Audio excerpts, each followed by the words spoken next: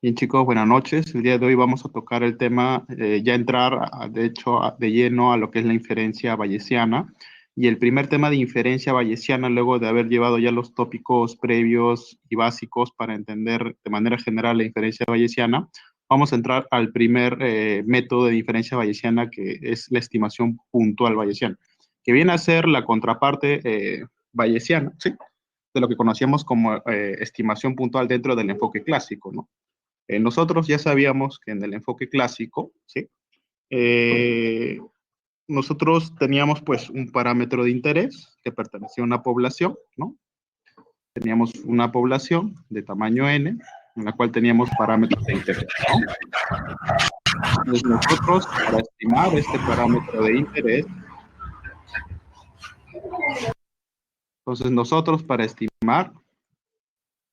este parámetro de interés, extraemos en este caso una muestra aleatoria simple, ¿sí? De tamaño n, ¿no?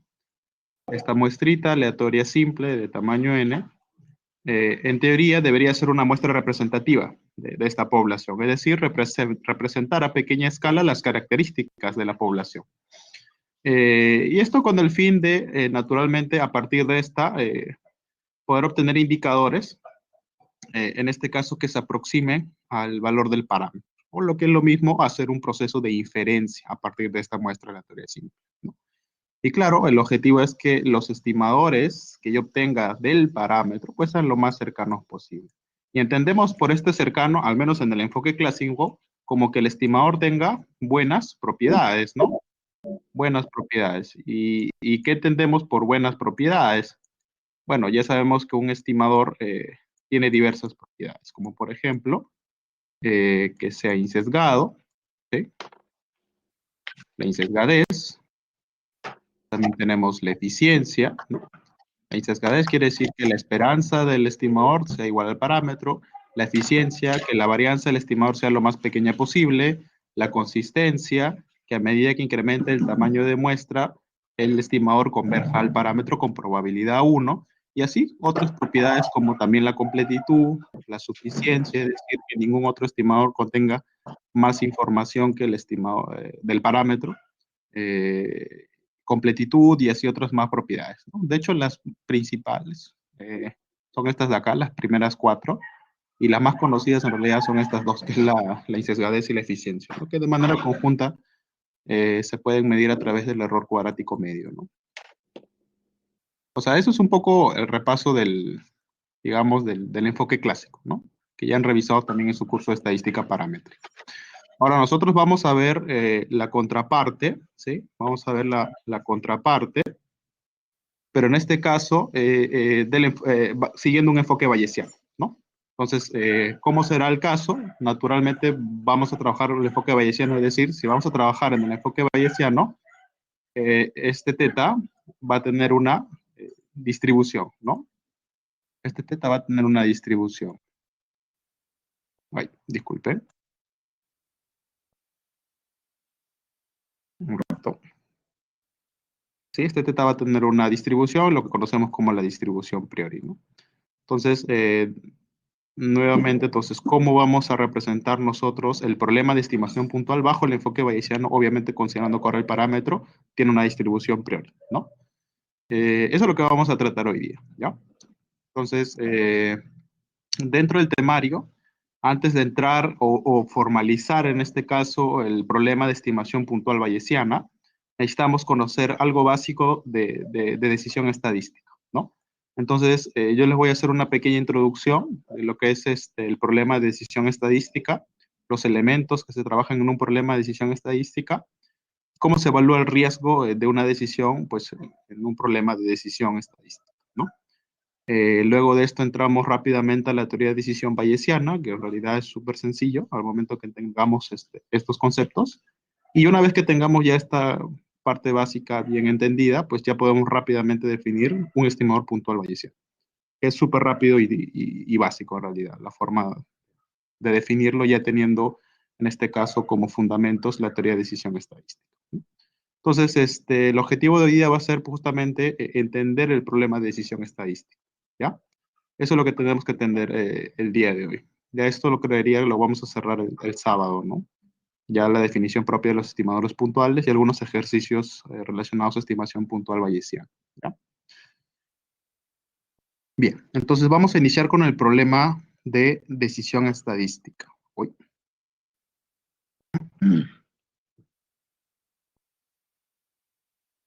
¿Qué entendemos por un problema de decisión estadística?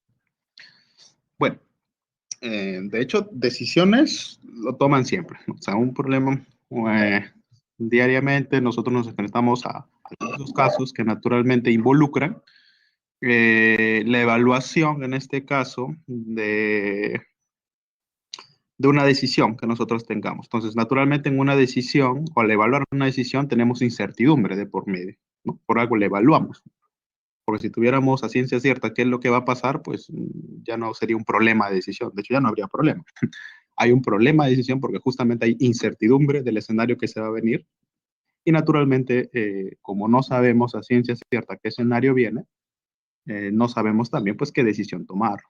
Sin embargo, si nosotros supiéramos cuáles son las consecuencias, por ejemplo, de cada una de las decisiones que vamos a tomar, nosotros pues naturalmente sabríamos que, ok, la decisión óptima sería aquella decisión que te genere la menor pérdida posible, entendiendo por pérdida el menor daño o la menor pérdida puede ser económica, el menor daño emocional, no sé, de repente, si se trata de un problema de amor que también lo puedes tener, eh, etcétera, ¿no? Entonces, todos estos parámetros que normalmente lo vivimos día a día se pueden formalizar, ¿sí? Desde un punto de vista estadístico, ¿sí? Entonces, eso es lo que vamos a entender hoy día. Y para ello vamos a comprenderlo de repente a través de este problemita, que es el problema del postulante o el candidato a postulante a PhD. ¿Sí?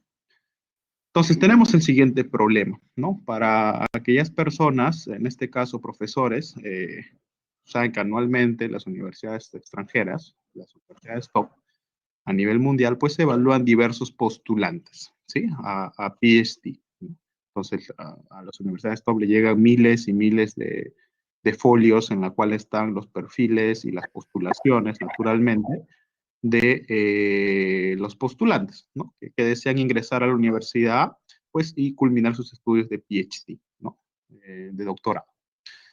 Y algo que y el problema ahí a los cuales se enfrenta en este caso los que van a seleccionar a los miembros, pues es justamente saber quién o cuál de ellos es el postulante más adecuado. Es decir, si viene un postulante, este postulante es bueno o malo. Entendiendo por bueno que pues que tiene suficiente perfil, conocimientos, experiencia como para poder llevar un buen doctorado en la universidad con la exigencia que se pide, ¿no? Entonces, el problema de decisión es ese. Este postulante que está llegando, ¿es bueno o malo? Obviamente, lo- los profesores que hacen la evaluación, los evaluadores, pues no conocen a ciencia cierta este parámetro, ¿no? Este parámetro. Entonces, por eso es que piden suficiente información, ¿no? Para justamente clarificar un poco y seleccionar los candidatos que justamente tengan la mayor probabilidad de en efecto ser buenos y por lo tanto también sea exitoso el programa con el grupo de alumnos que van a ingresar, ¿no? Entonces, bien, entonces tenemos un problema de decisión, en este caso, el, qué postulante para el PhD es el más adecuado, específicamente saber si el postulante que está postulando es bueno o malo, no lo sé.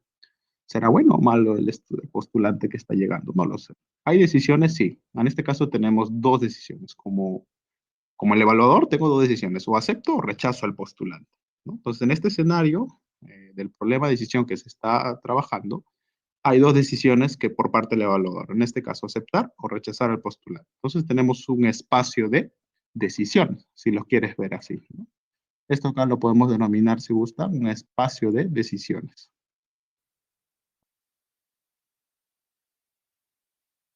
¿Sí? El espacio de decisiones. Donde tenemos dos decisiones, A1 y A2. Entonces, naturalmente, ahí tenemos los dos escenarios, de hecho, posibles para el postulante, es decir, el postulante es bueno, el postulante es malo, ¿sí? Estos son los dos escenarios posibles para el caso del postulante. Que dicho sea paso, si gustan, esto acá lo podemos denominar como el espacio parametral, es decir, podemos definir como teta igual a 1 si el estudiante es bueno y teta igual a 0 si el estudiante es malo, ¿no? Entonces, en este caso tenemos dos posibles escenarios, dos posibles decisiones, donde para cada escenario y para cada decisión que se tome, se va a tener una consecuencia. Es decir, por ejemplo, aceptar al postulante y además, dado que este es bueno, es decir, aceptar al postulante y sabiendo que este es bueno, pues va a llevar una consecuencia, ¿no? En este caso, pues la consecuencia puede ser eh, pérdidas económicas. ¿Por qué? Porque invertir en un estudiante que luego no va a rendir en el programa, pues al final es una inversión que la universidad hace hacia el estudiante, pues que al final no va a rendir ningún fruto, o sea, no va a rendir ninguna investigación, no va a rendir ningún prestigio para la universidad, etcétera. Naturalmente, si alguien es bueno, pues ahí la pérdida va a ser mínima, ¿no? La pérdida va a ser mínima y por lo tanto va a haber más ganancias. Entonces, naturalmente, suponiendo que esos son los criterios, si gustan, inversión que se va a gastar en el postulante, pues aquí sería como que cero de repente porque la decisión es correcta, ¿no? Estás aceptando un postulante que es bueno. Eh, el otro escenario, por ejemplo, sería aceptar un postulante que es malo, ¿no? Donde aquí sí la pérdida sería pues mayor, ¿no? O sea que tendríamos también otra consecuencia, ¿no? Tendríamos otro, es decir, tendríamos la otra opción que sería rechazar al postulante, dado que este es bueno, que también acá hay un tema, ¿no? Si bien es cierto, no vas a tener ninguna pérdida, pero hubieras tenido una ganancia futura desperdiciada, ¿no? Entonces, estás rechazando al postulante que es bueno, es decir, que sí te pudo invertir, o sea, sí te pudo dar buenos resultados, ganar experiencia, ganar prestigio, hacer una buena inversión. Entonces, también es una mala decisión que va a involucrar una consecuencia, una pérdida, de acuerdo a la variable que tú definas como pérdida, ¿no? Ya va a depender, claro, del problema que estés analizando. Y la otra, que también es una decisión adecuada, es decir, rechazar un postulante que es malo, que también va a tener su propia consecuencia. Entonces, acá tenemos como una especie de posibles consecuencias que se pueden tomar, dado un escenario, en este caso del parámetro, ¿sí? Un escenario del parámetro y una decisión que se tome con respecto al parámetro que estoy analizando, ¿no? Entonces, dado eso, esto va a conllevar a consecuencias, ¿sí? Que nosotros lo vamos a definir como pérdidas, o también puede ser como el complemento de las pérdidas, que son las ganancias, ¿no? Entonces, naturalmente, todo esto, si nosotros conocemos estas consecuencias, digamos que estos sean pérdidas, si esto fuesen pérdidas, entonces, la pregunta es, ok, este es mi escenario incierto, o mi espacio de posibles valores, estas son mis decisiones que puedo tomar, entonces la pregunta natural es, oye, ¿cuál sería la mejor decisión bajo un escenario de incertidumbre? Es decir, bajo este problema, ¿cuál sería la mejor decisión dado que el postulante tiene estas dos posibles opciones? O es bueno o es malo, ¿no? Y estas son sus posibles consecuencias. Naturalmente, aceptarás aquella decisión pues, que te genere la menor pérdida posible, ¿no? O sea, eso es, digamos, lo natural que nos surge al momento de evaluar una decisión. ¿Qué decisión vas a tomar? Bueno, aquella que todas me generan pérdida de repente, pero escogeré aquella pues que me genera la menor pérdida posible. Y en caso de estos sean ganancias, pues elegiré la que mayor ganancias posibles me deje, ¿no? Entonces, en base a eso se mueve un problema de decisión, ¿no? De manera general. Acá he puesto un ejemplito particular, ¿no? Pero esto se puede llevar a ejemplos o casos inclusive de nivel empresa, etcétera, ¿no? Inclusive también para problemas estadísticos, ¿no? Donde podemos tener un espacio parametral, podemos tener el espacio de decisiones, es decir, posibles valores que puede tomar el estimador y la función, y acá podemos definir una función de pérdida, ¿sí o no? ¿No? De repente el estimador menos el parámetro al cuadrado y tu estimador óptimo va a ser aquel que minimice justamente esa diferencia de cuadrados. Puede ser, también lo puedes plantear. Es decir, los problemas de decisión estadística, como o sea, los problemas de inferencia como la estimación puntual, también se pueden expresar bajo un esquema de problema de decisión, ¿no? De manera general. De hecho, todos los métodos de inferencia, llámese estimación puntual, intervalos de confianza, pruebas de hipótesis, inclusive los modelos lineales o los modelos de machine learning, se pueden expresar bajo un problema de decisión. si lo quieren ver de esa manera, ¿ya? Todos estos problemas los podemos expresar a través de un problema de decisión, ¿ya? ¿Hasta aquí alguien tiene alguna duda? A ver, voy a iniciar una encuestita. Me dicen sí, si todo está claro, no si tienen alguna duda o pregunta y lo discutimos.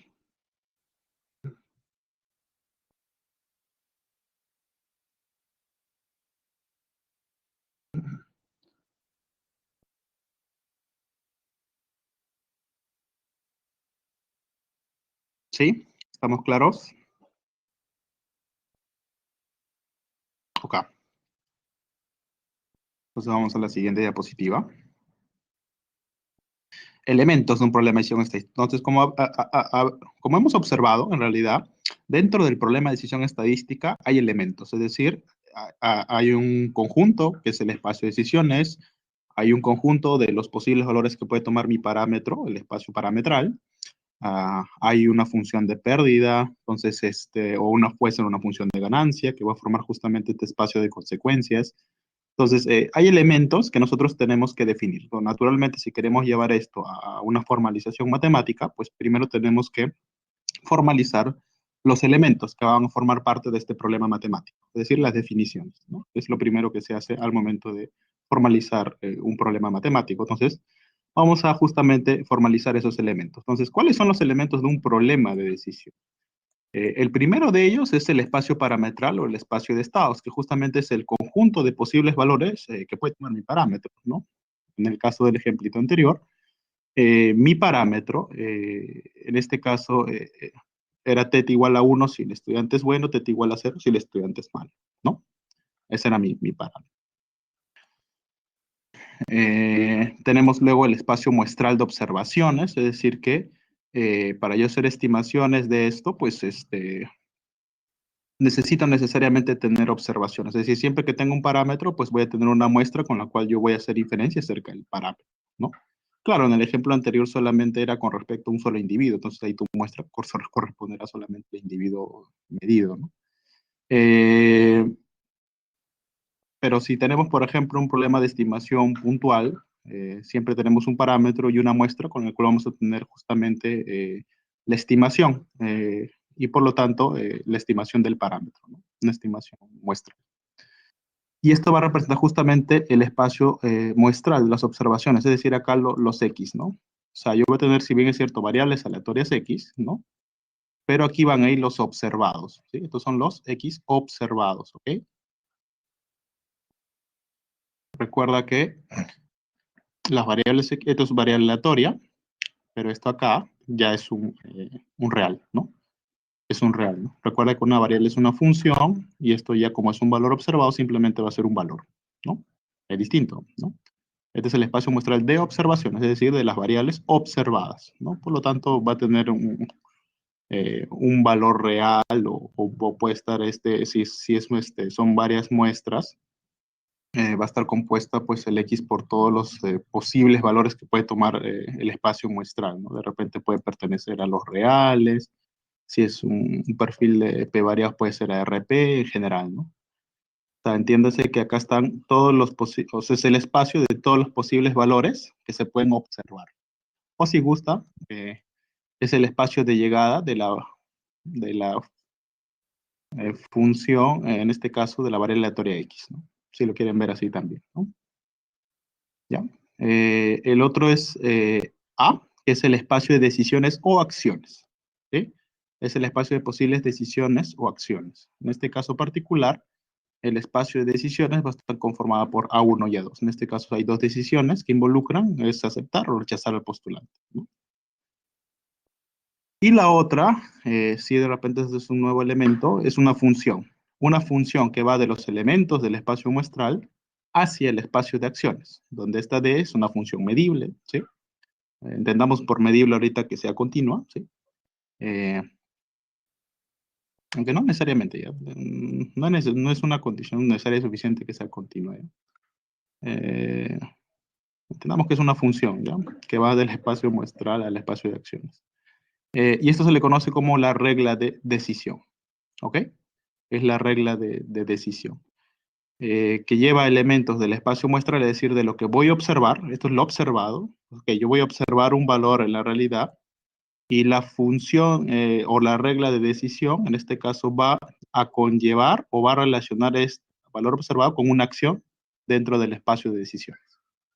Eso es lo que va a ser únicamente la regla de decisión, ¿no? Dado un elemento observado, eh, te voy a llevar a tomar una decisión, ¿no? Y esta función o regla de decisión también la podemos definir, ¿no? De diversas maneras, ¿no? Para el ejemplo o el caso bayesiano, de repente no va a ser tan útil, pero para el caso de los problemas, por ejemplo, o problemas de decisión, para el caso clásico, esta regla de decisión, sí se utiliza bastante, ¿no? Al menos para el caso bayesiano es más sencillo, ¿no? Tenemos un valor observado que nos va a llevar justamente al espacio de decisiones. Es decir, un valor observado me conlleva una decisión. ¿Qué función te hace eso? La regla de decisión o función de decisión, ¿ya? Nada más. O sea, esos son los elementos que ahorita por ahora estamos presentando de un problema de decisión. Entonces tenemos el espacio parametral, el espacio muestral, el espacio de acciones y la regla de decisión, que me lleva en este caso a un valor observado a una decisión. ¿Sí? ¿Sí? Entonces, algunas observaciones. Entonces, tenemos la función de verosimilitud. En este caso, pues, naturalmente, la función de verosimilitud, ¿qué va a hacer? Si entendemos bajo un problema de decisión, pues, va a conectar las potenciales observaciones, en este caso, correspondientes al espacio muestral de observaciones, con el espacio parametral, ¿no? Entonces, date cuenta que esta función de verosimilitud relaciona estos dos elementos, ¿no? Relaciona los dos primeros elementos. Y la regla de decisión selecciona la decisión A, es decir, claro lo que les mencioné, ¿no? Va a seleccionar una decisión A cuando la muestra X, es decir, este valor X, fue observado, ¿no? Es lo que le acabo de mencionar. Entonces, estas dos observaciones en realidad son obvias. Entonces, bueno, hasta aquí, ok, hemos definido algunos elementos, pero falta algo, ¿no? Entonces, la pregunta es, ok, tenemos una regla de decisión que me va a decir, ok, dado lo que observo, yo te voy a llevar a una acción. Pero, ¿cuál va a ser la regla de decisión óptima? Es decir, ¿cuál va a ser esta función que en efecto, sí, en efecto, dado que yo observo un valor de la muestra, en efecto esto me lleve a la mejor decisión posible? Obviamente falta un elemento, ¿no? Porque si ustedes ven aquí, o sea, acá el X sería el individuo que llega, ¿no? O sea, el estudiante o el candidato a PhD, este es mi valor observado, yo no sé si es bueno o malo. Eh, y el delta, en este caso me tiene que decir, el delta de X me tiene que dar una decisión, es decir, esto me tiene que dar A1 o A2. Me tiene que dar un A1 o un A2. Entonces, para yo definir o definir este delta de la manera más óptima posible, ¿sí? Para definirlo de la manera más óptima posible, me falta algo, ¿no? O sea, ¿cómo yo defino esta regla de decisión? Pues en función de esto, ¿no? Es decir, ¿cómo saber si un candidato viene? Tome la decisión 1 o la decisión 2. Entonces, para evaluar eso de ahí, entonces necesito otro elemento que es la función de, en este caso, de pérdida. Es decir, ¿cómo evalúo el riesgo de una decisión? A través de una función de pérdida. Si nosotros definimos una función de pérdida, entonces ya podemos en este caso trabajar con el problema de decisión de manera más completa, porque ya tenemos algo que optimizar, ¿no? Porque ahí teníamos, ok, tenemos una regla de decisión, ok, me lleva un elemento observado a una decisión, pero ¿cómo selecciono la mejor regla de decisión o selecciono la regla de decisión? Pues en este caso, si ya tengo una función de pérdida, entonces lo que mi instinto me dice, entonces selecciono aquella regla que me minimice la función de pérdida, es decir, que me haga obtener la menor pérdida posible, ¿no es así? Y justamente por esto, por este lado va, ¿no? Entonces, para ello definimos una función de pérdida. Ahora, podemos trabajar con el complemento, o sea, con el negativo de esto, que es la función de utilidad que se utiliza naturalmente. Se puede utilizar, pero bueno, los matemáticos en general tienen una tendencia a Profe, ser ¿puedes repetir, por favor? No lo escuché claro. Antes los algo. matemáticos. ¿Cómo? Antes, ya. Sí, Lo por que favor. mencioné, lo que mencioné es que cuando, o sea, naturalmente tú tienes, ok, decisión, una regla de decisión. Esto es una función, una regla de decisión que me va a llevar un elemento observado a una decisión dentro del espacio de acciones o decisiones. La pregunta es, pues, ¿qué regla de decisión me va a ayudar a tomar a mí la mejor decisión, valga la redundancia, ¿no? Entonces tengo que optimizarlo con respecto a algo, ¿sí? Es decir, yo no sé qué delta o qué función o regla de decisión voy a seguir si es que yo no tengo eh, una función objetivo, es decir, una función con respecto a yo minimizar o maximizar algo, ¿no? Entonces, para eso, ¿cómo evalúo el riesgo de una decisión? Entonces, ahí tiene que haber el riesgo. Entonces, naturalmente voy a tomar la decisión que menor riesgo me genere, ¿no? Y para introducir una medida de riesgo, nosotros vamos a introducir el concepto de función de pérdida. La función de pérdida nos va a decir qué tan riesgosa va a ser la decisión que vamos a tomar. Entonces, naturalmente, el delta que seleccionemos o definamos va a ser un delta que justamente minimice la pérdida lo más posible. Lo que es equivalente a decir que me minimiza el riesgo de tomar esa decisión, ¿sí? Entonces, he ahí el aporte de la función de pérdida, ¿no? Lo que mencionaba es que también pueden utilizar la función de utilidad, que básicamente es el negativo de la función de pérdida. Pero los matemáticos en general tienden a usar términos un poco deprimentes, a veces negativos, pues en vez de usar la utilidad, que es algo positivo, pues utilizan la pérdida. Bueno, cultura, ¿no? Entonces usamos la función de pérdida, ¿no? ¿Qué es la función de pérdida? En este caso vamos a definir la función de pérdida como una función que va del espacio producto, que corresponde al espacio parametral, y al espacio de decisiones, es decir, de esta función yo voy a llevar elementos correspondientes al espacio parametral y al espacio de decisiones, es decir, este par, en este caso, a un valor en los reales, ¿no? ¿Sí? Un valor en los reales. ¿Y qué va a representar este valor en los reales, esta función? Va a representar o va a ser un indicador de qué tan mal, ¿sí? Qué tan mal sería la acción A, ¿sí? Sería esta acción A que yo tome, si es que el verdadero valor del parámetro fuese teta. ¿Sí? Eso es lo que me va a simbolizar la función de pérdida, ¿no? ¿Qué tan mal es la decisión A si es que el verdadero valor del parámetro es teta, ¿no? Eh, entonces, bien, pues entonces, amado, ya está el problema, pues, ¿no? O sea, entonces si ya tengo mi función de pérdida, pues, entonces selecciono la acción, pues, que minimice justamente esta función de pérdida. Tú dirías, ok, ya está solucionado el problema. Pero hay un problema, hay un detalle técnico que no nos estamos dando cuenta. Nosotros no conocemos el parámetro. ¿Sí? O sea, este teta de acá, en teoría, no se conoce, ¿sí o no? ¿No? O sea, nosotros podemos, tú dirás, puto, ya se acabó el problema, pues ya se acabó la clase, nos vemos. El tema es que este teta de aquí no se conoce, porque es el parámetro. Naturalmente, no conocemos el parámetro. Si conociéramos el parámetro, pues ya no habría problema de decisión. Ya conocemos el parámetro, entonces conocemos los escenarios, entonces ya sé qué decisión tomar. Listo, no hay problema de decisión. El tema es que esto no se conoce, ¿ya? Y naturalmente, entonces no puedo plantear mi problema de optimización ya cerrado si es que tengo una variable que no se conoce o no se va a conocer, ¿no? Quedaría inconcluso, ¿no? Entonces, ¿cómo selecciono la mejor decisión cuando en efecto este parámetro no se conoce?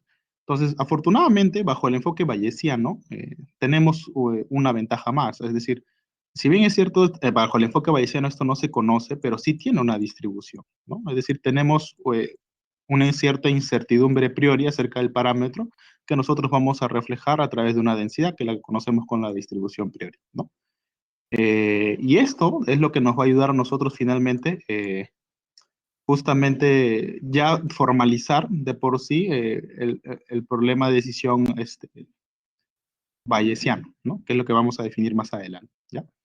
Entonces vamos a ir por ese lado. Entonces, imaginando que todavía no hemos visto esto, como esto no se conoce, entonces la pregunta es, pues, ¿cómo selecciona esa mejor decisión cuando este teta no se conoce?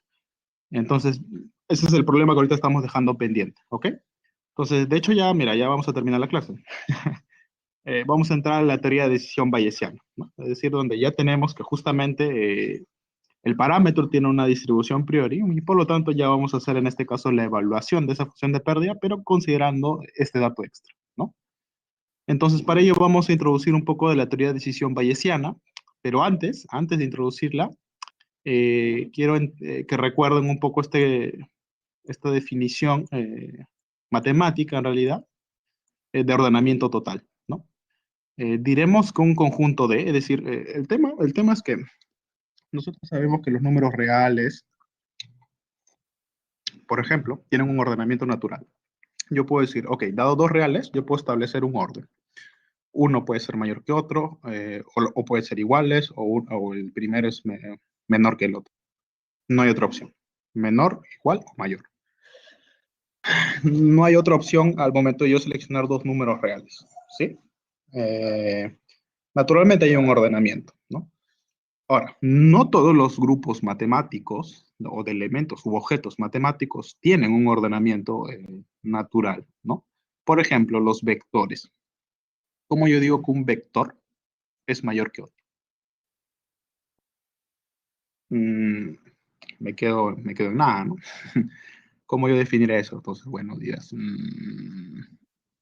está complicado, ¿no? Por ejemplo, ¿cómo yo entiendo que una matriz A es mayor a una matriz B? También te quedas ahí, ¿no? Pues, entonces, o sea, ¿cómo, entiendan ahí, o sea, si bien es cierto, en los reales tenemos un ordenamiento natural, que lo entendemos, sin embargo, en otros objetos o grupos de objetos matemáticos más generales, el ordenamiento no es tan directo. Es decir, primero tendrías que definir una regla para definir qué es lo que entendemos como que el objeto o el elemento del grupo de que he seleccionado, dado dos elementos que yo he seleccionado de un cierto grupo, establecer pues una regla de orden, ¿no? Para decir en efecto que el elemento u objeto A es mayor, entre comillas, claro está, al objeto B. Eh, este mayor va a depender de la regla que yo establezca para definir ese concepto, ¿no? Para definir ese concepto de mayor, ¿no? Por ejemplo, no sé, yo puedo decir eh, que, por ejemplo, si D fuese, por ejemplo, el espacio de matrices cuadradas, yo puedo decir que la matriz A será mayor a la matriz B, sí y solo si son cuadradas, ¿no? La traza de A es mayor a la traza de B. Que esto ya son números en los reales y ya tienen un ordenamiento, ¿no? Yo puedo definir esta regla, ¿no? Es decir, cuando diré que A es mayor que B, diré esto sí, solo si la traza de A es mayor a la traza de B, ¿no? Esta es mi regla, ¿no? Esta es la regla que está definiendo el ordenamiento dentro del grupo de matrices, ¿no? Eh, es así, ¿no? O sea, por ejemplo, imagínate que estamos en el grupo de seres humanos, imagina que estamos ahí, tenemos que D es el conjunto de todos, si lo quieres ver más aterrizado. ¿Cómo estableces tú que una persona A es mejor que una persona B? Una persona A es mejor que una persona B. Obviamente tú vas a tener que definir una regla y esta regla pues puede variar, ¿no? Yo puedo decir, ok, si la persona A tiene mayores estudios que la persona B, pues yo diré que en efecto la persona A es mejor que la persona B. Otra persona te puede decir, oye, no, si la persona A tiene más dinero que la persona B, yo diré que la persona A es mejor que la persona B. Entonces, va a depender de la regla. Y, y lo que tiene que cumplir la regla para que justamente se cumpla este ordenamiento son estas cuatro propiedades de aquí. Es decir, dada la regla que yo defino, esta regla me tiene que conllevar que se cumplan estas cuatro propiedades. Reflexividad, transitividad, antisimetría y completitud, ¿no? La reflexividad, ¿en qué consiste? Bueno, dado un objeto A, ¿sí? Dado un A, entonces A es, si gustan verlo, vamos a usar la nomenclatura mejor, entre comillas, ¿no? Mejor, también puede ser mayor. Diremos que A es mejor o igual que A, para cualquier elemento A, ¿sí? A es mejor o igual. Transitividad, es decir, si A2 es mejor que A1 y A3 es mejor que A2, ¿qué me dice la transitividad? Que A1, perdón, que A3 debe ser mejor que A1, ¿sí? Debe cumplirse eso. Antisimetría, es decir, si yo tengo que A2 es mejor o igual a A1 y A1 es mejor o igual a A2, entonces necesariamente A1 y A2 son iguales. Y la completitud, es decir, si yo consigo dos elementos cualquiera del conjunto D, tiene que cumplirse solamente dos posibles casos. Es decir, que A2 sea mejor o igual a 1 o que A1 sea mejor o igual a 2. No tiene que cumplirse otro más. ¿Ya? Si no se cumple el cuarto, que a veces en algunos casos, en algunos conjuntos, dada la regla que se define, puede no cumplirse la propiedad 4, diremos que D es un conjunto parcialmente ordenado. ¿Ya? Eh, Nosotros vamos a trabajar ahorita con ordenamiento total, es decir, no vamos a trabajar con un conjunto parcialmente ordenado, afortunadamente. Pero sí existen este tipo de conjuntos en la cual, dado dos pares de elementos, no todos pueden ser comparables. O sea, la completitud me dice que si yo tengo dos elementos, yo los puedo comparar. Es decir, siempre puedo saber si uno es mejor o igual que otro, ¿no? Pero si tienes que no se cumple la completitud, pues vas a tener algunos pares, es decir, vas a tener dos pares a los cuales no vas a poder comparar. ¿Sí? Vas a tener como que de repente un elemento aislado que no puede ser comparado con nadie, ¿no? Entonces, ese tipo de conjuntos también existe, se le conoce como conjuntos parcialmente ordenados. Si yo logro definir una regla en los elementos del conjunto, que justamente definan y cumplan estas cuatro propiedades, yo diré que esta regla me define un ordenamiento total en el conjunto D. ¿Sí? Es eso de ahí. Entonces, estas son las propiedades para justamente definir un ordenamiento total. ¿Ya? ¿Para qué me sirve esto? Bueno, es que nosotros ahorita tenemos un espacio de acciones, ¿no? Nosotros tenemos un espacio de acciones, que sería como que tu conjunto de. Nosotros, ¿qué deseamos saber? O sea, ¿cuál acción va a ser la mejor a tomar? O sea, yo quisiera definir en realidad, ok, dado dos elementos de ese espacio de acciones, yo quisiera definir una regla, ¿sí? Yo quisiera definir una regla que me permita ordenar las acciones, es decir, me permita decir, oye, en efecto, la acción A1 es mejor que la acción A2. Sí, solo sí, claro, se cumple algo. O sea, esta regla es la que voy a buscar. ¿Cuál es esta regla? Que permite que en efecto yo tenga un ordenamiento total en el espacio de acciones. Si yo tengo eso, esto quiere decir que dentro del espacio de acciones, como todos los elementos van a ser comparables, quiere decir que yo tengo una decisión óptima, es decir, una decisión que sea mejor a todas las demás. ¿Sí? Y por lo tanto, voy a tener ese concepto de decisión óptima, ¿no? Eh, pero la pregunta es, pues, ¿qué regla de decisión tomo? ¿No? Entonces, para yo ordenar las decisiones, ¿sí? Para yo ordenar las decisiones, entonces establezco la siguiente regla, ¿no? Para ello, antes de definir la regla, ¿sí? Entonces acá me entendieron el problema, entonces ahorita tenemos que definir esta regla para yo saber o tener un ordenamiento de las acciones, ¿sí? Entonces, vamos a definir lo que se conoce como la pérdida posteriori esperada de una acción, ¿sí? ¿Cuánto es la pérdida posterior esperada de una acción? Entonces diremos, dado un valor observado muestral, o sea, yo voy a tener siempre un valor observado muestral y un parámetro, entonces yo dado que estoy trabajando bajo el enfoque bayesiano, yo voy a tener mi distribución posterior, ¿no? Que es, digamos, la información del parámetro, eh, considerando la información priori disponible y también la información muestral. Entonces, dado una acción A, la pérdida posterior y esperada de esa acción se define como un ρ sub x de A, es decir, la pérdida posterior de A al observar el valor de x, lo vamos a definir como la esperanza posteriori de la función de pérdida. ¿Te acuerdas que antes esta función de pérdida tenía un problema, ¿no? No podíamos optimizarla porque el parámetro en teoría no era conocido, ¿no? Ahora estamos definiendo esta función de pérdida como la esperanza, ¿sí? Posteriori, esta es la esperanza con respecto a la densidad posteriori, recuerda, lo voy a señalar así. Esta es la esperanza de teta. Voy a poner algo más fino.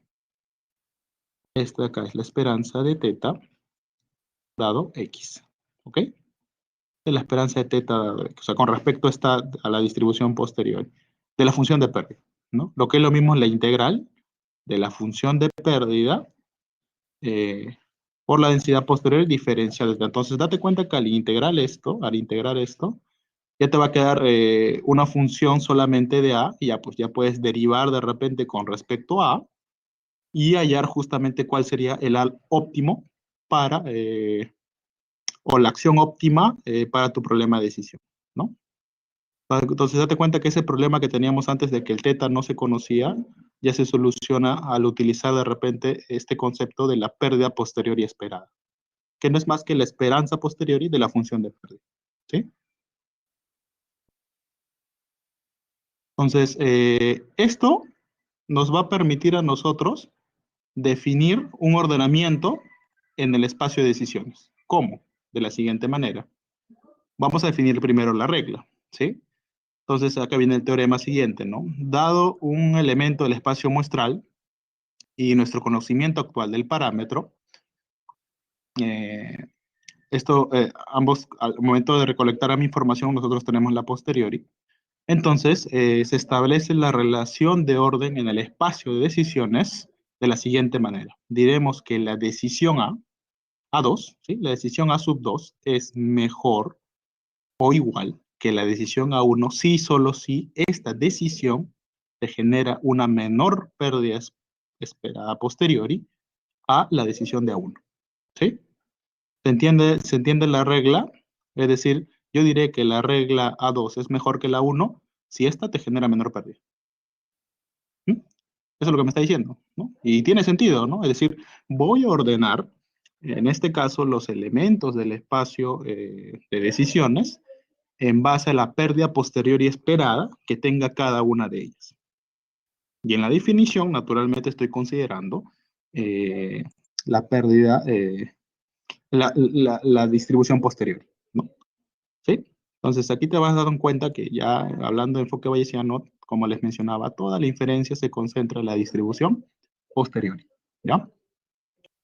Entonces, el problema de decisión se resuelve de esta manera, en realidad.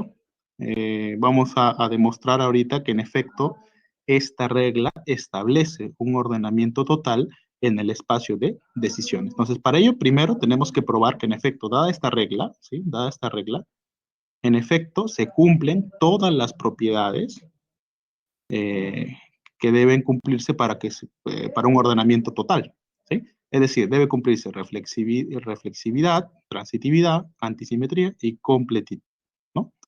Entonces vamos a probar de repente ahí cada una de ellas, ¿les parece? Bueno, la primera es trivial, ¿no? Eh, Vamos a ver por qué, ¿no? A ver. Voy a subir una presentación de default. La primera es trivial, ¿por qué? Vamos a definir, pero entonces vamos con la primera. Entonces vamos a probar ese teoremita de ahí, que es bastante sencillo en realidad, dado esa regla. Entonces, ¿la regla qué me dice? ¿Correcto? La regla me dice lo siguiente, ¿no? Yo diré que una decisión A es mejor que una decisión B si y solo si la función de pérdida asociada a A es menor o igual a la función de pérdida asociada a B, ¿correcto? A la acción B, ¿no?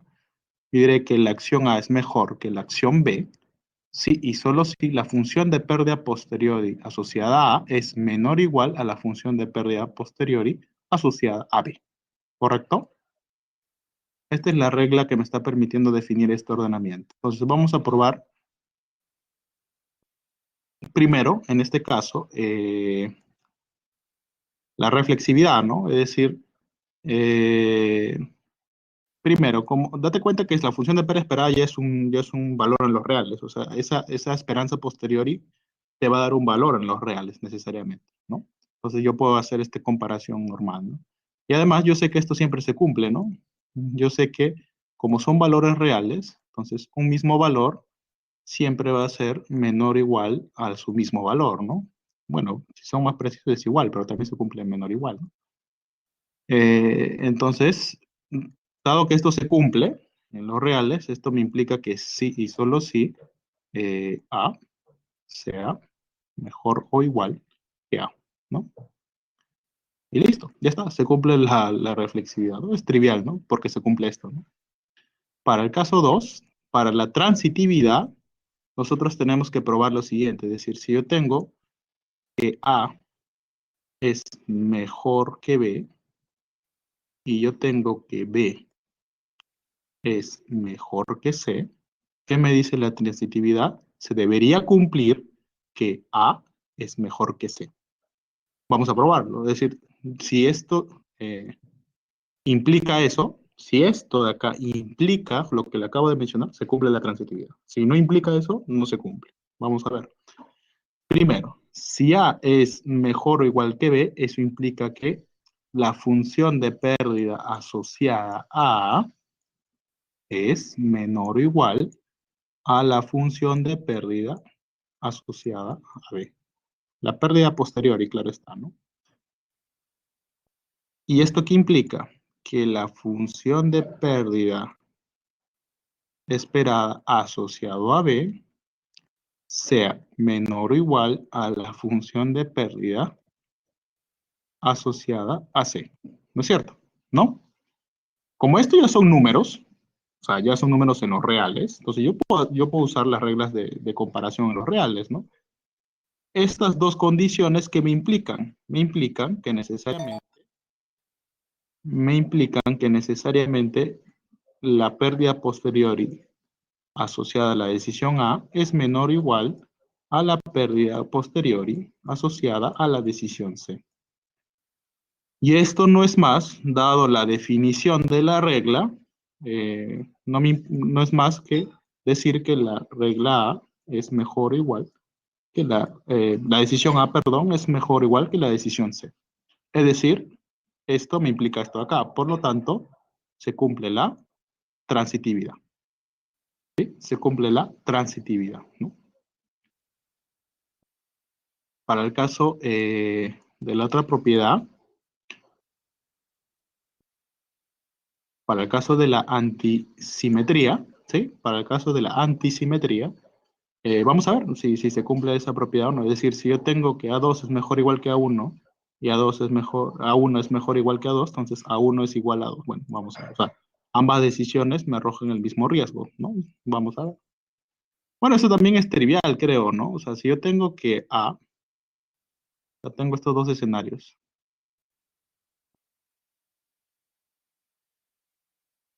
Ah, no. Disculpe.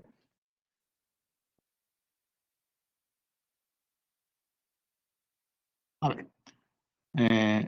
Para el primer caso, esto me implica que necesariamente la función de pérdida asociada a B es menor o igual a la función de pérdida asociada a A, ¿correcto? ¿Sí? Y en el segundo caso, ¿qué tengo? Que la función de pérdida asociado en este caso A va a ser menor o igual a la función de pérdida asociado a B. Entonces, como estas dos condiciones se cumplen, dada la regla que he definido, no hay más, ¿no? Ambas funciones de pérdida tienen que ser iguales, ¿no? O ambas pérdidas posteriores esperadas tienen que ser iguales. ¿Eso qué implica? Que tanto la decisión A y B son iguales, ¿no? Lo cual lo simbolizamos de la siguiente manera, es decir, ambos me representan la misma pérdida posterior esperada, ¿no? Y check, ya se cumple la antisimetría. Y para la completitud, bueno, la completitud es trivial. ¿Por qué? Porque se cumple la completitud aquí. O sea, al cumplirse la completitud en la regla, también se va a cumplir la completitud pues, en el ordenamiento que estoy definiendo. O sea, la completitud se cumple porque la completitud se cumple en los reales. Simplemente esa es la justificación. Como la completitud se cumple en los reales, entonces también se va a cumplir en el espacio de acciones que estoy definiendo. Y ya está. Con eso acabamos de probar que en efecto esta regla de decisión, ¿sí? Esta regla de, no, perdón, esta regla de ordenamiento me define un ordenamiento total. Es decir, dado dos decisiones de este espacio de decisiones, yo voy a tener que una siempre va a ser mejor o igual que la otra. Siempre. Como esto se cumple dentro del espacio de decisiones, entonces existe, o sea, ¿para qué probamos esto? Porque esto me está diciendo que existe el concepto de la mejor decisión o la decisión óptima. ¿no? Es decir, existe una decisión la cual va a ser mejor o igual a todas las demás. Eso nos va a ayudar a nosotros, claro, a resolver los diversos problemas bayesianos que nosotros tengamos, ¿no? Porque al momento de resolver un problema de optimización, primero tengo que saber si la solución existe o no, ¿no? ¿Para qué me voy a meter a investigar algo sabiendo que al final lo que voy a investigar no existe? No tiene sentido, ¿no? Primero, averigua si existe, moraleja, ¿no? Y si existe, pues ahí recién concéntrate en encontrarlo, ¿no? Entonces, lo primero que estamos probando es saber si existe, en este caso, eh, la mejor decisión o el concepto, la mejor decisión o la decisión óptima, ¿no? Bajo este ordenamiento que hemos definido, usando en este caso la distribución posteriori y usando la pérdida posterior esperada específicamente, sí existe el concepto de mejor decisión, ¿sí? ¿Quién va a ser esa mejor decisión? La mejor decisión va a ser aquella decisión que minimice la función de pérdida posterior esperada, ¿sí? Ese es el problema de la teoría de decisión bayesiana, ¿no? Así como la escuchan, en realidad no hay más ciencia, ¿no? El problema de decisión bayesiana especifica que la mejor decisión va a ser aquella decisión que minimice la función de pérdida posteriori esperada en todo el espacio de decisión. Nada más. Así de sencillo, ¿no? No hay mayor ciencia, ¿ya? Entonces, hasta aquí, no sé si alguien tiene alguna duda al respecto. Voy a iniciar la encuesta, a ver. Me dicen sí, si todo está claro, no si tienen alguna duda.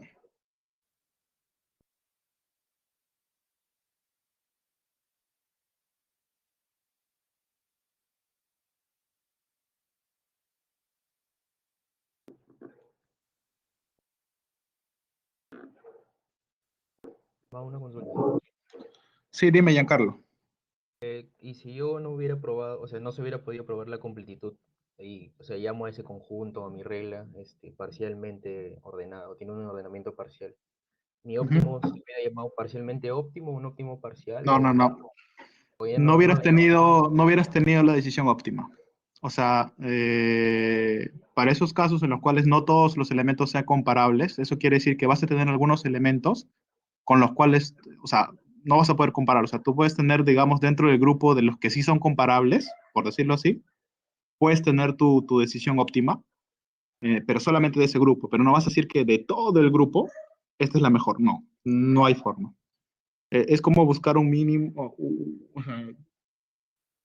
si lo quieres ver de esta manera, no, no vas a poder asegurar que es el mínimo global, si lo quieres ver de esa manera. Para tú encontrar un mínimo, un máximo global, tienes que asegurar que dentro del grupo matemático que estés trabajando se tenga una regla de ordenamiento total. Si no tenemos un ordenamiento total en el grupo que estamos trabajando, no podemos hablar de los conceptos de mínimo global, de máximo global, etc. ¿Por qué? Porque van a haber elementos aislados que no se puedan comparar con otros, ¿no? Y eso no va a permitir justamente de que se hable justamente del mínimo global o un máximo global, ¿no?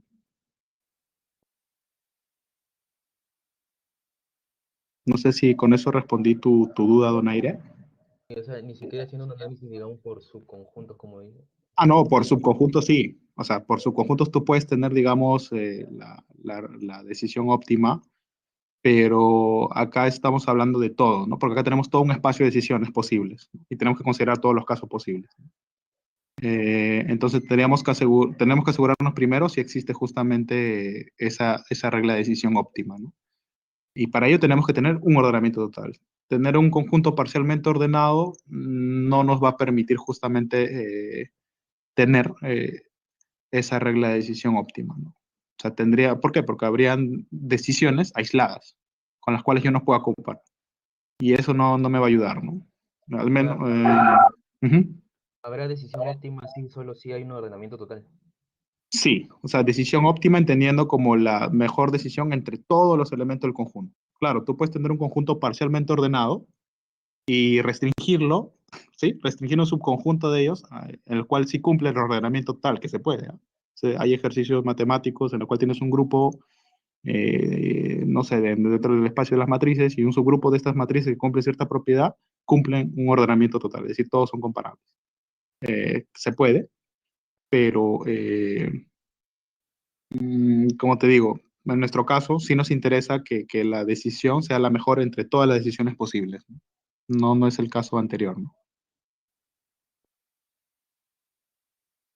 Y si analizo por subconjuntos, o sea, de subconjuntos disjuntos, por así decirlo, separados, y cada subconjunto me arroja un óptimo, esos óptimos se Ujú. podrían comparar para llegar a un óptimo máximo, por así decirlo.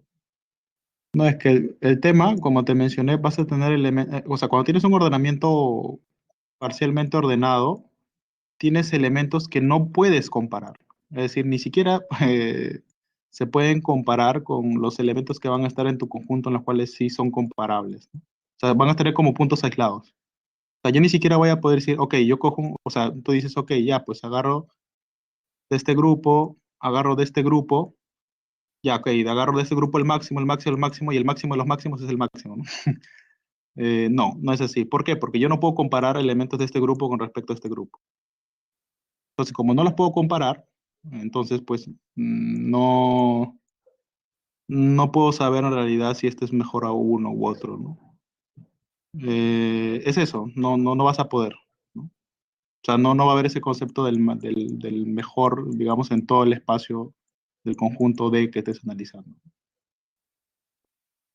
O sea, matemáticamente no lo vas a poder hacer, porque no se pueden comparar los elementos. O sea, van a haber elementos que no puedas comparar con los demás, ¿no?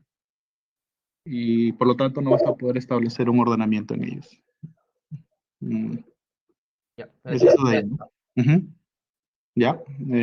Si gustan, puedes buscar en internet conjuntos, ejemplos de conjuntos parcialmente ordenados, y ahí te van a hablar de este tema, ¿no? Te van a dar varios ejemplitos técnicos que de repente te puedan ayudar a entender, ok, ¿por qué no lo puedo comparar, ¿no? Y ahí van a ver algunas reglas que justamente para algunos casos particulares no pueden ser comparables con los demás. Esto ya permite que ese concepto del óptimo no exista, ¿no? Existen maximales, ahí te van a hablar de maximales, minimales, ¿no? Que son justamente por subgrupitos, ¿no? ¿Ya? Pero eso es ahondar más en el concepto matemático. Lo que me interesa ahorita es que entiendan que hemos definido una regla de decisión, ¿sí? Hemos definido una regla particular de ordenamiento dentro del espacio de decisiones, utilizando en este caso la información posterior, ¿sí? Esto está considerando la información posterior, ojo. Por lo tanto, este ordenamiento que hemos definido ahorita nos permite entonces a nosotros ahora definir lo que es la decisión óptima. La decisión óptima va a ser aquella decisión que minimice la función de pérdida posterior y esperada, ¿no? Entonces, aquella decisión que cumpla eso, pues será la decisión óptima, ¿ya? Perfecto. Entonces, observaciones. Vamos a dar algunas observaciones. La primera de ellas, al valor, en este caso, A sombrero, que minimiza la pérdida posterior esperada, se le conoce como la decisión de Bayes, ¿sí? A este valor óptimo, a esta decisión óptima, se le conoce como la decisión de Bayes, ¿no? Es aquella decisión que minimiza la función de pérdida posterior esperada. Esa es la decisión de Bayes, ¿ok? La decisión de Bayes también puede ser calculada de la siguiente manera, ¿no? Porque a veces calcular la constante de la distribución posteriori puede ser un poquito complicado, ¿no? Pero como estamos trabajando con argumentos, ¿no? Recuerda que el argumento, ¿no? Del máximo mínimo, ¿sí? En este caso del mínimo, de una función f de x, ¿no? Es igual al argumento, el mínimo, de un k por f de x, ¿no? ¿Sí? Donde este k es positivo. Entonces, el valor que minimiza una función no se ve alterado por constante que tú le puedas multiplicar. Y en efecto, o sea, al momento de tú hallar la integral, es decir, reemplazar esto, si tú reemplazas, a ver, vamos a ver eso, ¿no? Vamos a ver eso acá. ¿Sí? Entonces, al momento de ustedes hallar la decisión óptima, ¿sí? O la regla de Bayes, la decisión de Bayes, perdón, ustedes van a tener que calcular el argumento, el mínimo, ¿no? Van a tener que calcular el argumento, el mínimo, justamente de la esperanza. ¿De quién? De la función de pérdida, ¿no? A. Condicionado a X. Esto no es más que el argumento, el mínimo, ¿sí? De la integral en el espacio parametral de teta. ¿Sí? ¿De quién? De la función de pérdida. Es así, disculpen. La función de pérdida por la densidad posteriori diferencial de teta. Esto es igual al argumento, el mínimo. ¿De quién? Bueno, por teorema de Bayes, ¿no? Va a ser en el espacio parametral de la función de pérdida por, acá pues será la densidad, la densidad muestral, que esto es dato, la densidad a priori, que siempre la tienes que obtener, sobre la densidad marginal, ¿no?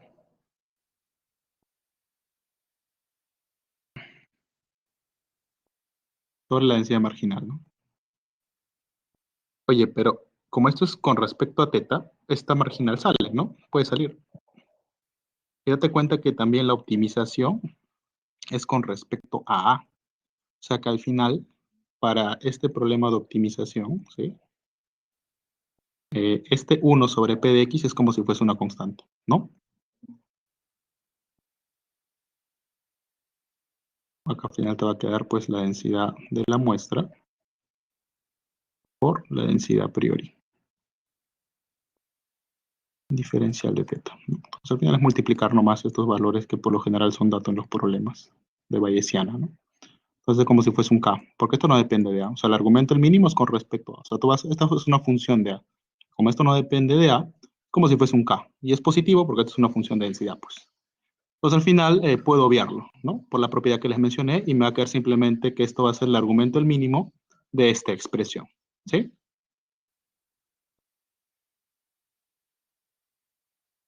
Es el argumento el mínimo de esa expresión, ¿correcto? Perdón, acá está. Acá está, ¿no?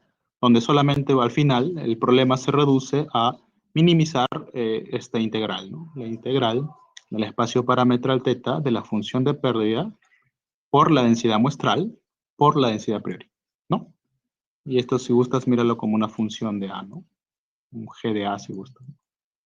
Entonces ahí derivarás con respecto a A para hallar el punto crítico, segunda derivada y bueno, hallar el valor óptimo, ¿no? La regla de Bayes es aquella regla de decisión asociada a la decisión de Bayes, ¿no? Entonces, aquella regla que justamente te haga llegar a estos valores, justamente se conocerá como la regla de Bayes, ¿no? De hecho es esto, ¿no? Date cuenta que esto te va a salir como una función de X, ¿no? O sea, en realidad acá va a ser, si gustas, míralo como un delta de X, ¿no? Te va a salir un A, pero esto va a depender de X, ¿no? O sea, esta regla se le va a conocer como la regla de Bayes, ¿no? Que también es la decisión misma en realidad, ¿no? Entonces, definición nada más, ¿ya? Aquella regla que te permite o te conlleve a la decisión de Bayes, pues se le conocerá como la regla de Bayes, ¿no? Ya. Y ya está. Creo que con eso ya podemos definir los estimadores puntuales bayesianos. No sé si hasta aquí alguien tiene alguna pregunta, porque ya podemos entrar a definir lo que es el estimador puntual bayesiano, ¿no?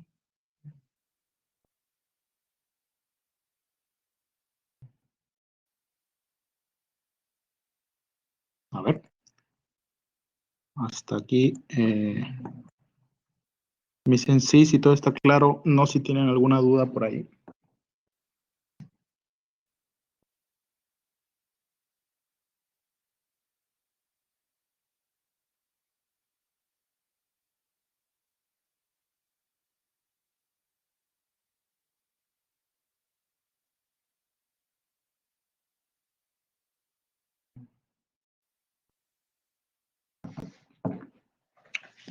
Ok, entonces sí. Entonces estamos hasta ahora claros entonces con los temas que estamos viendo. Entonces ya podemos definir en este caso el problema de estimación puntual bayesiano, ¿no? Ya con las herramientas que acabamos de tener. Entonces para esto, entonces sea X, ¿sí? Un valor muestral observado, y en este caso tu distribución posteriori, ¿no? Porque tiene su parámetro también. Diremos que el estimador de Bayes, ¿sí? Simbolizado por teta sombrerito guión abajo Bayes, Bayes, será el estimador de Bayes de teta si aquel valor es el valor que minimiza la función de pérdida posteriori esperada, ¿no? Donde en este caso tendremos que esta es una función del estimador. En este caso, este estimador pertenecerá al espacio de decisiones, que por lo general este espacio de decisiones tiende a coincidir con el espacio parametral, ¿sí? Por lo general. Entonces, haciendo el reemplazo, esto va a ser igual al argumento el mínimo de esta integral, ¿no? Donde esta es la densidad posteriori y esta es la función de pérdida. Ahora, dependiendo cómo seleccionemos esta función de pérdida, nosotros vamos a tener diferentes estimadores de Bayes, ¿no?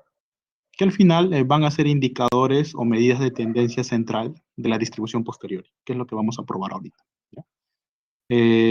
Esta función de pérdida puede ser de diversas maneras, ¿no? Puede ser diferencia al cuadrado, puede ser el valor absoluto, u otra función de pérdida que tú definas, ¿no? También puede ser la norma P, ¿no? Elevas la P, los elementos, raíz pésima, o sea, puede ser de diversas formas, en realidad, la función de pérdida que tú selecciones aquí con respecto a L, ¿no? Y cada una de estas, naturalmente, te llevará a un estimador de Bayes distinto, ¿no? Eh, entonces, el estimador de Bayes va a depender ¿de qué? De la función de pérdida que tú escojas, ¿ok? Cada función de pérdida que tú escojas te va a conllevar a un estimador de Bayes, pues, distinto. Para un problema de estimación puntual, es usual que el espacio de decisiones coincida con el espacio parametral. Naturalmente, ¿no? Porque esperamos que el estimador, justamente como estoy buscando un estimador que se aproxime al valor del parámetro, entonces es un poco natural esperar que el espacio de decisiones que yo tome, o el espacio de decisiones que va a tomar el estimador, sea equivalente al espacio del parámetro, ¿no? Hay excepciones en las cuales esto no necesariamente se cumple, como por ejemplo un problema de regresión logística, donde tú no estimas, en realidad estimas probabilidades, no estimas valores de 0 o 1. ¿Ya? Entonces, en esos casos, sí, por ejemplo, el espacio de acciones no coincide con el espacio parametral, ¿no? Pero para los casos que vamos a ver, al menos para la estimación puntual con variables de este tipo continuas, entonces sí se cumple este requisito, ¿ya? Que ambos van a ser iguales. Entonces, en realidad es esto. Este es un estimador puntual bayesiano, nada más. No hay más ciencia en realidad con respecto a ello.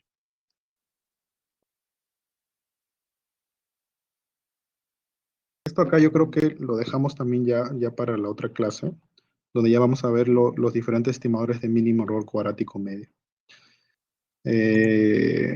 Yo creo que hasta aquí es suficiente. Yo creo que en la otra clase ya empezamos a estudiar cada uno de los casos y también ver problemas, ejemplos que pueden venir para el examen parcial. ¿Les parece? Entonces, no sé si hasta aquí tienen alguna duda o pregunta al respecto. Entonces, nos hemos quedado en la parte de la definición de un estimador puntual bayesiano, ¿ya? La siguiente clase vamos a empezar a ver los siguientes casos, es decir, para diferentes funciones de pérdida, ¿no? Vamos a ver el caso cuadrático, el caso de un valor absoluto y el caso de esta norma, ¿no? En este caso vamos a obtener la moda, ¿no? Dense cuenta que al final los estimadores bayesianos, dependiendo de la función de pérdida, puede ser la esperanza posteriori, la mediana posteriori o la moda posteriori, ¿sí? Cualquiera de esos tres casos. Entonces, date cuenta que los estimadores puntuales bayesianos al final son medidas de tendencia central ¿de quién? De la distribución posteriori. Ahí. Entonces, tu distribución posteriori, entonces puede ser la media, puede ser la mediana o la moda, dependiendo de cuál sea la función de pérdida que tú escojas, ¿no? Listo, esos son los estimadores puntuales bayesianos. En realidad no hay más ciencia, ¿no? Lo único complicado de repente puede ser entender un poco su formalización, ¿no? Que lo hemos definido usando teoría de decisión bayesiana, ¿no? Entonces, me comentan, chicos, a ver si tienen alguna duda, ¿sí? Me dicen sí, si todo está claro, no, si tienen alguna duda para discutirla.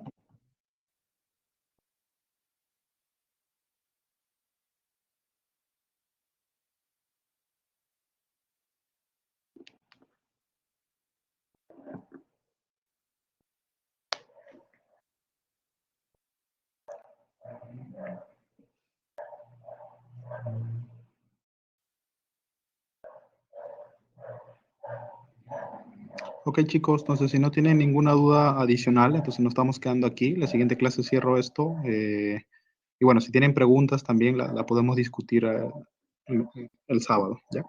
Entonces, chicos, nos vemos el día sábado. Eh, Ahí les estaré comunicando cualquier inconveniente o cosa que esté pasando, ¿ya? Gracias por la clase de hoy. Nos estamos viendo.